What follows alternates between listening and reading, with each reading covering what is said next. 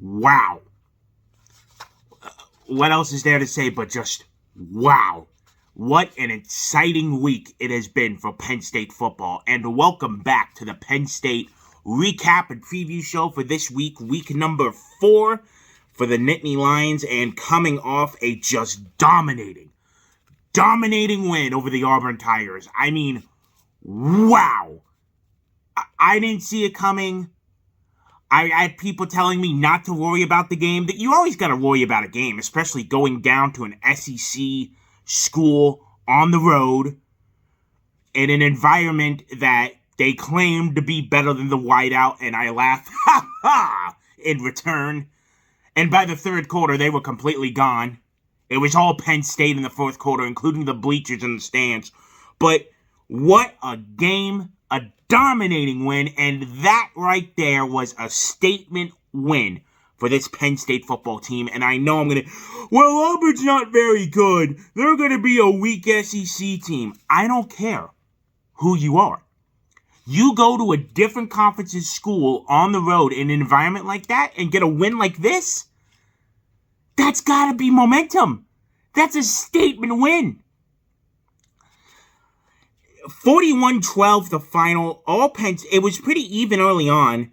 7-3 Penn State after the first, 14-6 after the second, and then Penn State just laid it on after that. 17 points in the third quarter, shutting out Auburn, and another 10 in the fourth. Auburn got a touchdown late.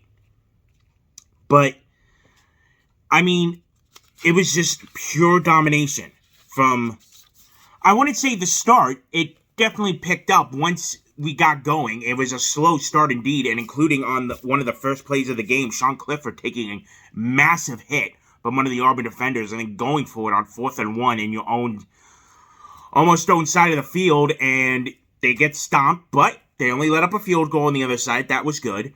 And early on, couple penalties that they got to work out. It was definitely a lot of delay of games, stuff like that, and the third down defense wasn't looking so good. We had Auburn secured on third down, and they just let them have it. They were playing prevent defense for some reason. But after that, it was a stall Penn State, and they were rolling from there. And obviously, we have to bring up Nick Singleton. This dude is a dog. Like, literally, man, this dude is a dog. I can't believe it. How about this? 10 rushing attempts, 124 yards, 2 touchdowns. His longest was 54. He was averaging 12.4 yards a carry. And oh, by the way, little something. Right now, Nick Singleton, the leading 11 yards per carry right now. That's leading all running backs in college football. Yeah. All running backs in college football. Nick Singleton is leading them right now with 11 yards per carry. Holy shit, this dude's a dog. God damn it, there's a fly in my house. I'm sorry.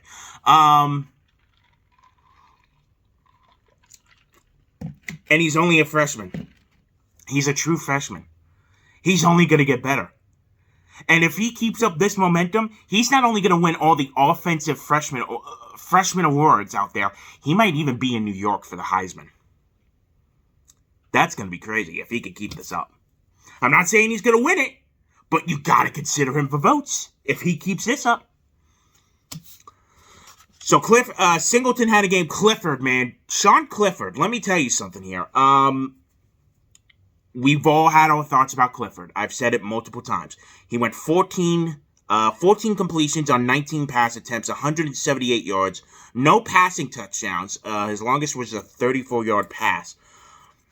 But he did have a rushing touchdown. Yep, that was in the red zone. And we're going to get to the red zone numbers, by the way, when we start previewing for the next game. And there's something I need to bring up about this Penn State offense in the red zone. But Clifford proved, like, he's the guy. Like, he proved that this is going to be his year. And I can't blame him. He clearly showed that he can hold on. And Drew Allaire came into the game late. They were mostly running the ball by then, which understandable. But he went 2 for 2 for 29, and he had a 16-yard longest pass. Even Keandre Lambert-Smith came in, our third stringer, 1-for-1 with a 25-yard pass. Like, you can't, like, this team is clicking right now. They're clicking. And reading the national media's coverage and listening to certain people's thoughts here and there and coming up with thoughts of my own,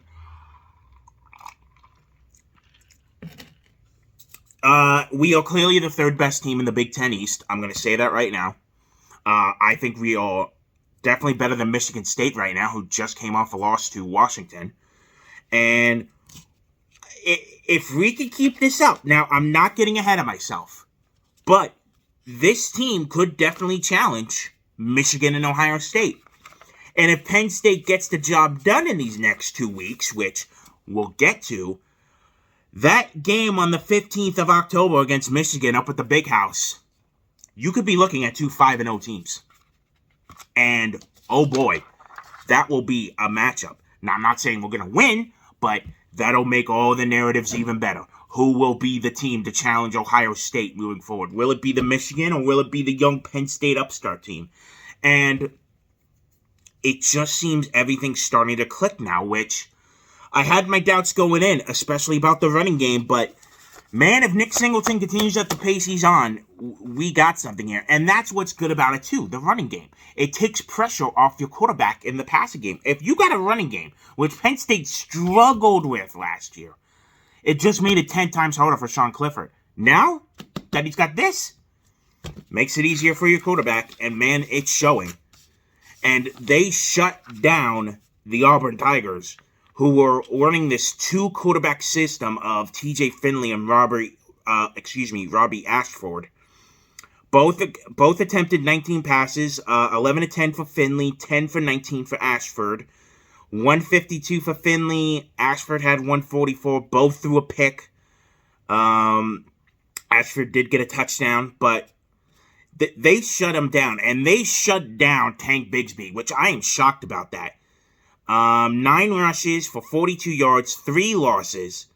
He only averaged 4.3 yards on the ground. His longest was a 12-yard run. They shut him down.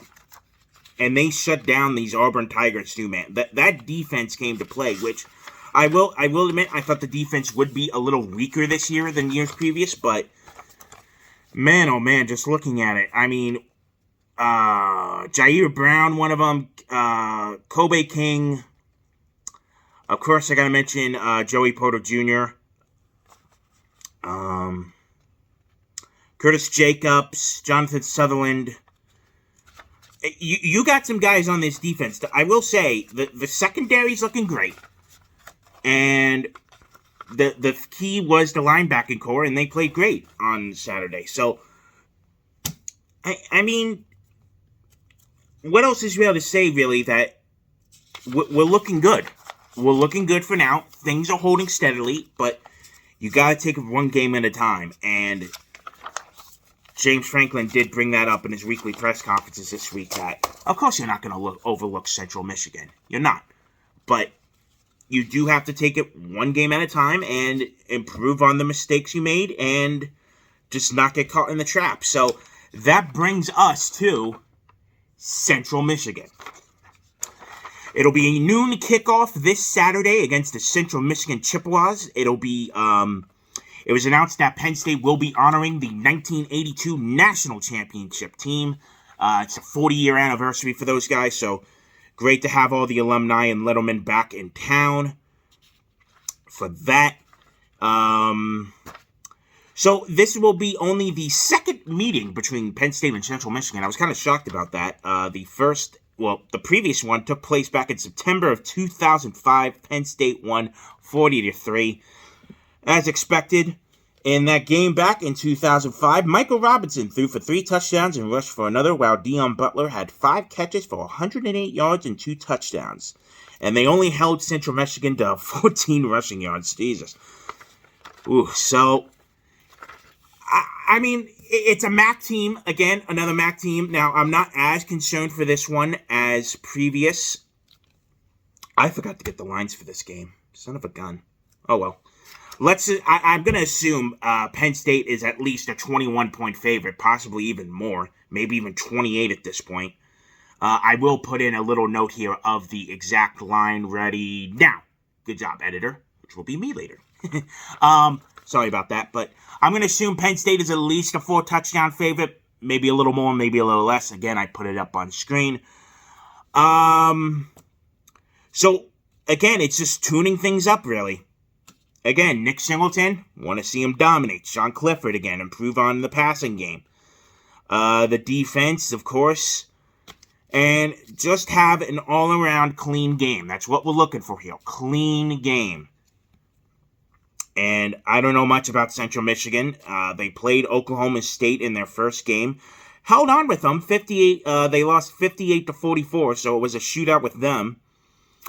Lost to South Alabama in week 2, but won 41-0 against Bucknell last week, so good for them. But obviously, coming into Happy Valley, Beaver Stadium, that's always a thing that these teams coming in have to realize with 100,000 strong, definitely going to be more, especially after that Auburn game. But, and, oh yeah, I wanted to bring up this, the red zone. Penn State's red zone offense right now, first in the nation.